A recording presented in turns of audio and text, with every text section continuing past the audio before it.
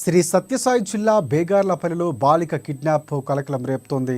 అయితే బాలిక కిడ్నాప్ అయిన 3 రోజులు అవుతున్నా చర్యలు తీసుకోలేదని తల్లిదండ్రులు ఆవేదన వ్యక్తం చేస్తున్నారు. దీంతో పోలీస్ స్టేషన్ ముందే బాధిత తల్లిదండ్రులు పురుగుల మందు తాగి ఆత్మహత్య యత్నానికి పాల్పడ్డారు. ఘటనలో తల్లి శైలజ పరిస్థితి విషమంగా ఉండగా తండ్రి జయరామప్ప ఆసుపత్రిలో చికిత్సను పొందుతున్నాడు. ఆ పాయిజన్ తీసుకొని మాకు న్యాయం జరగలేదని పోలీసు చుట్టూ తిరిగిన రోజు నేను 5 రోజుల నుంచి నేను పోలీస్ స్టేషన్ దగ్గరే ఉన్నా. అసలు సిఐ లేడు, ఫోన్ ట్యాప్ చేస్తున్నాము అది చేస్తున్నాము అంటే తప్పుతున్నారు తప్ప బయటికి పోయి ఒక ముద్దాయిని కూడా పట్టుకోవచ్చిన దాఖలాలు లేవు. అందుకే ఈరోజు మేము ధర్నా చేయాలని పోలీస్ స్టేషన్ దగ్గర ధర్నా చేస్తున్నాము.